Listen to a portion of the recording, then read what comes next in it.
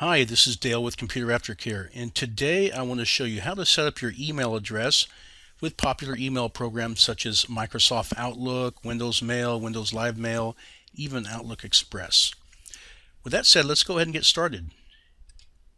Alright, now to do all this, we're going to actually use a program called Code2 Outlook AutoConfig. We're going to use that instead of manually configuring it with the program's account settings. So to get started, let's go ahead and download this. And just so you know, I've actually scanned this file with VirusTotal Online, so I know it's safe. So let's click the download link. And if you're using Internet Explorer, you'll see this window open down here that's actually going to ask you to run, save, or cancel. I'm actually going to click Save As. And I like to save my download files to the desktop. And if you're not sure where it went, in case you happen to save your files to the downloads folder, you can click View Downloads and it'll actually show up in here, and then you can run it from here. Now if you actually close that window and don't know where to look for it later, like I said, mine went to the desktop. It's right here, but you can always go click Start, go to your user profile name here, and go to your Downloads folder, and that's where you'll usually find it. But of course, like I said, mine's here. Okay, we're not going to run this program just yet. Now, in this demonstration, I'm going to show you how to set up Microsoft Outlook. In my example, it's Outlook 2007. Procedures will vary just slightly depending if you're using 2010 or 2013, but it's pretty much the same anyways. So let's go ahead and open up Microsoft Office Outlook 2007.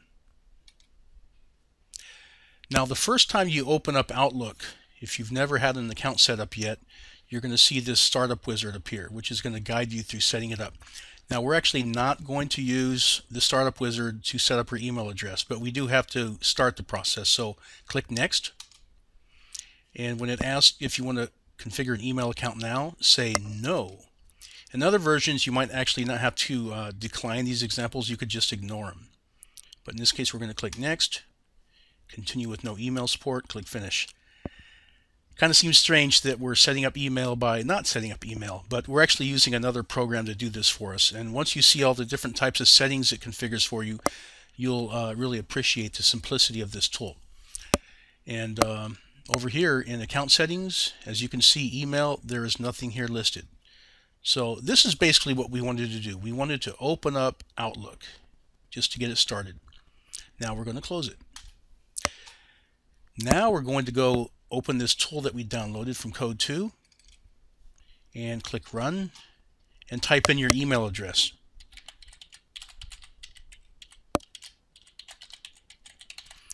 I created a test email address here for this demonstration, and as far as the display name, you can type in whatever you want, leave it as it is, or you can change it later.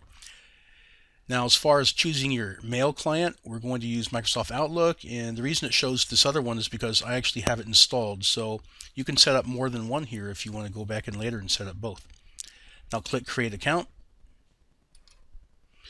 and it says your account has been created successfully. Now the next time that we send or receive messages for the first time, we'll need to put in our password. So click OK, and we'll get out of this. Now we're going back to Outlook. And you can see it's asking for my password, so put that in. And I suggest you save it. And if it's the first time you've ever used the address, you might actually see some emails come in, whether they're welcome emails or whatever. And I'm going to show you what it did for you here under Account Settings. Here's the email address. And over here you can see it actually automatically populated the servers, the authentication information, and the ports and type of encryption, if any, that we're using. Now, if you didn't actually have all that information up front and you've never actually been in these advanced setting windows, this might be a little bit troublesome for you. So that's the power of this tool.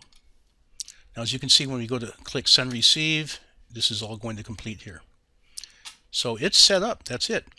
Now, I would add one more piece of information here. There are times when you use email such as Gmail where it might block access from third-party applications such as Outlook in this example. And if that was the case, when you went to go set this up, it might appear that the tool's not working, and you might not even get an error telling you why. But I'm letting you know right now, in cases such as Gmail, and I'll provide this link here later, that you will actually need to turn on access for what they would call less secure apps like Outlook.